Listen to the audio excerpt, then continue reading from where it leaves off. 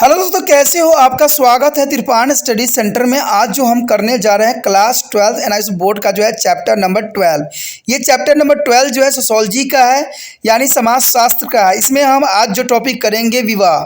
विवाह जो टॉपिक है कई मायने में कई क्लास के बच्चों के लिए इंपॉर्टेंट रहेगा, चाहे वो एनसीईआरटी के बुक फॉलो कर रहे हो, +2 के बच्चे हों, चाहे +1 के बच्चे हों, चाहे वो बीए के बच्चे हों। इन सब के लिए जो है ये टॉपिक अत्यंत महत्वपूर्ण है, जिसमें हम विवाह के जो है प्रकार और उसके जो है गुण और फायदों के विषय में चर्चा करेंगे, और कितने प्रकार के विवाह होते हैं, उनका क्या गुण होते हैं, क्या दोष होते हैं, इसके विषय में हम विस्तार पूर्वक चर्चा करेंगे। और सभी धर्मों में विवाह का जो है रीति रिवाज के विषय में भी हम इस पर चर्चा करेंगे।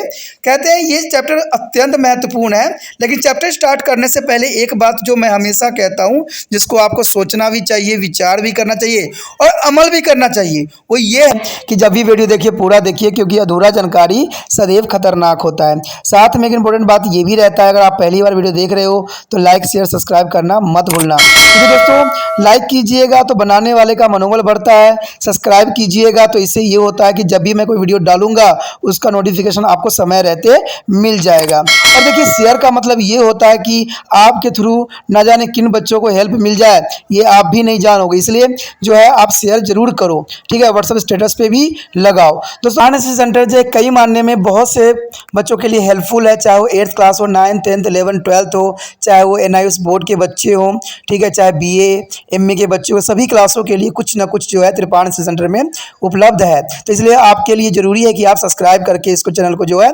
सेव कर लो, नहीं तो बाद में अगर रिसर्च करोगे तो शायद आपको ये चैनल प्राप्त ना हो। तो इसलिए सोचना नहीं, विचार नहीं करना है, सब्सक्राइब करके जो है अपने पास सेव करना है। दोस्तों ये तो बात था आपके लिए, लेकिन अब देखते हैं हमारा आज टॉपिक क्या है। अगला टॉपिक जो हमारा है पति पत्नी वर्ण नियम। देखिए पति पत्नी वर्ण नियम का मतलब होता है कि पति पत्नी द्वारा जो है एक दूसरे को चयन करना, एक दूसरे को वर्ण करना। प्रत्येक समाज में जो है विवाहिक सहचार्य के जो है निषेधात्मक नियम है, यानी सहचार्य जो है निषेधात्मक नियम होते हैं, यानी विवाह से पहले जो है पति पत्नी के रूप में जीवन यापन करना समाज हमारे इसको मान्यता नहीं देती है, जो लैंगिक संबंध पर नियंत्रण रखते हैं। क्योंकि इससे क्या होता है, इससे कोई भी जो है स्त्री किसी दूसरे पुरुष से जो है संबंध नहीं बना सकती है। अगर ये नियंत्रण न रहे तो हमारा समाज जो है विघटित हो जाएगी, क्योंकि यही नियम जो है निषेधात्मक नियम जो है हमें जो है समाज में बनाए रखता है। क्योंकि कहते हैं ना, अगर इन चीज़ों पर छूट दे दिया जाए तो हमारा समाज जो है तहस नहस हो जाएगा, और इससे जो है पूरे समाज का जो है जो रूल रेगुलेशन बिगड़ जाएगी। ऐसा नहीं होता कि समाज जिस किसी के साथ विवाह करना चाहते हैं कर ले, ये कोई रूल नहीं होती है। उन्हें जीवन साथी के वर्ण में समाज के निषेधात्मक और निर्धारित नियमों का पालन भी करना होता है। यहाँ हम कुछ ऐसे नियमों का विवेचन भी करेंगे और जानेंगे कि पति पत्नी जो है वर्ण के नियम क्या हो सकते हैं। तो पहला तो आता है हमारा निषेधात्मक नियम। देखिए निषेधात्मक मतलब निषेध करना, मना करना। निषेधात्मक नियम वो है जो अपने सदस्यों को वैवाहिक जो है गठबंधन पर नियंत्रण रखते हैं, यानी हम जो है वैवाहिक गठबंधन नहीं कर सकते। ये नियम वो होते हैं जो पुरुष और स्त्री को वैवाहिक गठबंधन का निषेध करते हैं। ऐसे नियम धार्मिक मापदंडों के स्थानीय रीति रिवाज पर आधारित होती है, यानी आप जिस क्षेत्र में रहते हो, जहाँ के निवासी हो, आपको पता ही होगा उस क्षेत्र में जो है किस प्रकार के जो है आपको धार्मिक मापदंड होते हैं, यानी जो रीति रिवाज है किस प्रकार आधारित होती है। कतिपय निषेधात्मक नियम जो बहुलता रूप से पाए जाते हैं कुछ इस प्रकार है, यानी हमारे पास जो है कुछ नियम रेगुलेशन है। देखते हैं पहला रेगुलेशन किस रूप में निषेधात्मक नियम के अंतर्गत आता है। हमारा पहला नियम तो यही रहेगा कि अगमागमन। अवर्ण नियम निषेध नियम क्या होती है? कहते हैं सभी समाजों में अगमागमन अर्थात अपने कटु विमंबक लोगों के साथ यौन संबंध वर्जित होता है, यानी अपने कुटुंब के साथ जो है लैंगिक संबंध नहीं माना गया है। यह हमारे समाज का रीति है, ठीक है, यानी अपने ही खूनों के साथ जो है कटु विमंबक संबंध स्थापित नहीं किया जा सकता। इसका अर्थ यह है कि भाई बहन या रक्त संबंध के साथ विवाह करने की सदैव ही मनाही होती है, यानी इनमें भाई बहन हो या रक्त संबंधी हो, उसमें कदाचित भी विवाह करने की हमारे समाज मान्यता नहीं देते हैं। अगर मोटे तौर पर अर्थों में लोग विवाह नहीं कर सकते हैं ठीक है, यानी ये विवाह नहीं किया जा सकता, परस्पर रक्त संबंधी और एक ही परिवार के सदस्य हो सकते हैं। ऐसे विवाह को हमारा समाज जो है कभी मान्यता नहीं देता, यानी अपने परिवार में विवाह करने की मान्यता जो है हमारा समाज कभी भी नहीं देता है, और रक्त संबंधों से विवाह करना निषेध माना गया है। प्रत्येक समाज में पिता और पुत्री में विवाह करने का निषेध है, यानी पिता पुत्री से कभी भी विवाह नहीं कर सकता है, ये प्रत्येक समाज का जो है नियम है। इसी तरह माता और पुत्र को भाई और बहन का विवाह वर्जित माना गया है। तो ये सारे के सारे जो है निषेधात्मक के अंतर्गत आता है। इस निषेध को जो है निकट विभंगन निषेध भी कहते हैं, यानी निकट विभागमन निषेध भी कहते हैं। कभी कभी एग्जाम में आ जाता है कि निकट विभागमन क्या है, तो आप लोग कंफ्यूज हो जाते हो। निकट विभागमन का मतलब यही होता है कि हम रक्त संबंध के द्वारा यानी भाई बहन मैरिज नहीं कर सकते हैं, इसी को हम जो है निकट विभागमन निषेध कहते हैं। कहते हैं समाज निकट के रिश्तेदारों में भी विवाह करने की स्वीकृति नहीं देता, या निकट के कोई रिश्तेदार हो तो उसमें भी विवाह करने की स्वीकृति नहीं देती है। लेकिन आज का समाज जो है बिगड़ता चला जा रहा है। इसमें कई मामलों में देखा गया है कि निकट रिश्तेदारों से भी मैरिज को जो है लोग कर लेते हैं। तो आज इसका कोई जो है आज समाज ही नष्ट होता चला जा रहा है। उदाहरण के लिए उत्तर भारत के हिंदुओं में चचेरे और मेरे भाई बहनों में विवाह करना वर्जित माना गया है।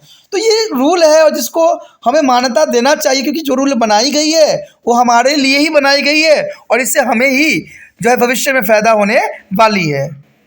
उसके पश्चात आता है वही विवाह के नियम। देखिए, वही विवाह वह परंपरा है जिसमें एक आदमी से एक अपेक्षित की जाती है कि वह एक निश्चित समूह के बाहर विवाह नहीं करेगा, यानी आपको एक समूह के अंतर्गत ही विवाह करने की जो है स्वीकृति मिलती है। ठीक है, दूसरे शब्दों में वह अपने परिवार, गोत्र, गांव या किसी समूह जिसका उससे संबंध है वो विवाह नहीं कर सकता, यानी अपने ही परिवार, अपने ही गोत्र या अपने ही गाँव में किसी से जो है विवाह नहीं कर सकता। ये बहुविवाहित नियम के अंतर्गत आता है। उसके पश्चात है अंतर्विवाह विवाह। अंतर्विवाह एक ऐसी रिवाज है जिसके अनुसार व्यक्ति को अपने ही सामाजिक समूह या जाति में विवाह करना पड़ता है।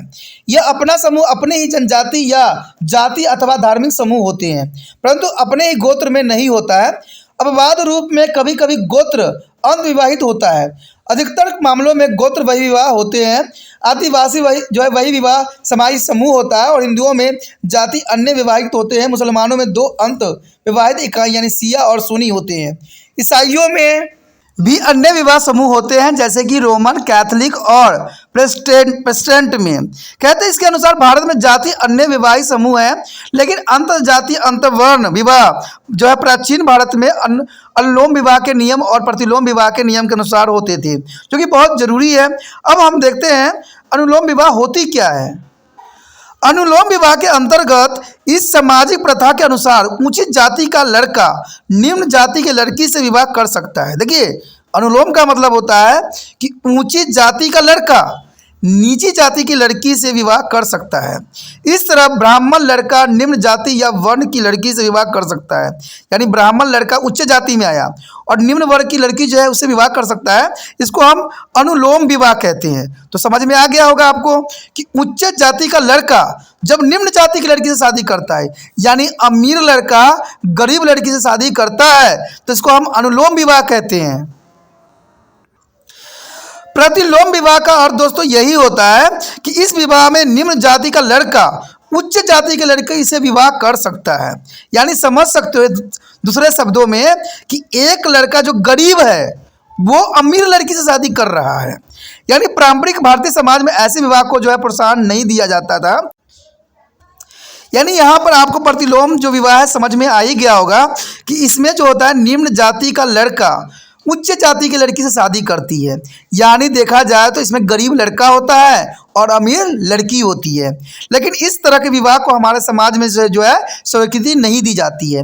लेकिन कई जगह पर आपने देखा भी होगा, कई तरह के फिल्मों में भी दिखाई जाती है ऐसी कंडीशन, जहाँ पर लड़का जो होता है निम्न जाति का होता है और लड़की जो होती है महलों की होती है, और उसमें जो है कई प्रकार के संघर्ष दिखाया जाता है।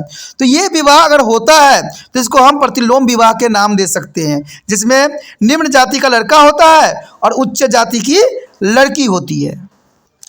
उसके पश्चात आता है निर्देशात्मक और अधिमान्य नियम। देखिए इस नियम के अंतर्गत क्या होता है, ऊपर के विवेचन से आपको यह ज्ञात हो ही गया होगा कि जीवन साथी के वर्ण में कतिपय प्रतिबंधित होते हैं।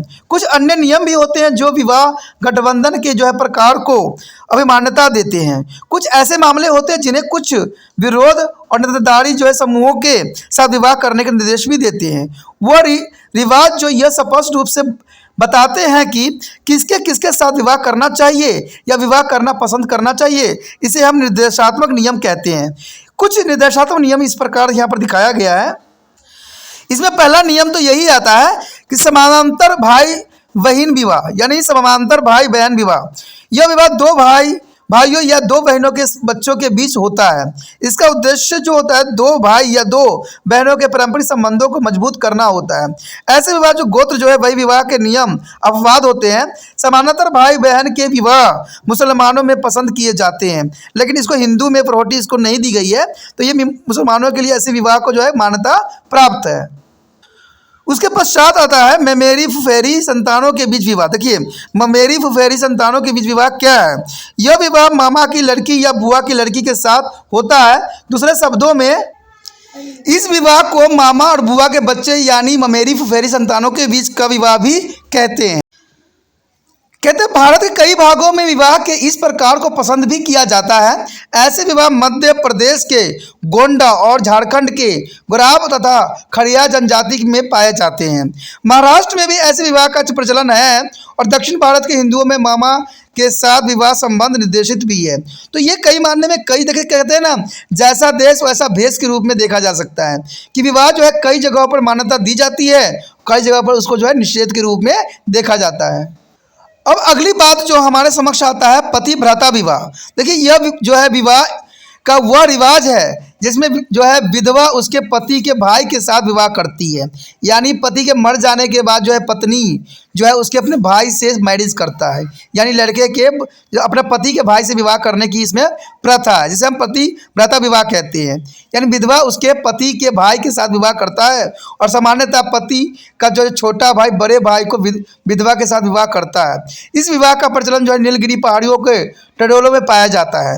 तो ये विवाह जनरली आज हमारे समाज में भी देखने को मिला है। उसके बाद है शाली विवाह। शाली विवाह एक ऐसा रिवाज है जिसमें एक विधुर अपनी मृत पत्नी की छोटी बहन के साथ विवाह करता है, और इस तरह का विवाह मध्य भारत के गोंडा तथा वेगा जनजाति में प्रायः पाया जाता है, और ये कई क्षेत्र में देखने को मिला है और कई क्षेत्रों में ये प्रचलित भी है। तो इसी के साथ हमारा यहाँ पर विवाह के सारे निषेधात्मक और विवाह के प्रकार बहुत इंपॉर्टेंट रहा, और हमने बहुत कुछ इसमें जाना, बहुत कुछ समझा। आगे हमारा विवाह के प्रकार क्या है, क्या फंक्शन है मैरिज का, तो इसके विषय में हम अगले वीडियो में चर्चा करेंगे, जो आप बहुत ही इंपॉर्टेंट रहने वाला है। तो अगला वीडियो देखना मत भूलना। और साथ में एक बात नहीं भूलना है जिसको मैं बार बार कहता हूँ कि जितना त्रिपाठी स्टडी सेंटर आगे बढ़ेगा उतना ही आपके लिए यहाँ पर सुविधाओं का भरमार होगा, और सुविधाएं तब मिलेगी जब आप इसको आगे बढ़ाने में हेल्प करोगे और दूसरे बच्चों तक पहुंचाने में त्रिपाठी स्टडी सेंटर का हेल्प करोगे। और इसके लिए आपको कुछ भी नहीं करना है, सिर्फ इतना करना है कि लिंक को आपको क्या करना है, यूट्यूब से कॉपी करना है और व्हाट्सएप स्टेटस पे लगा देना है।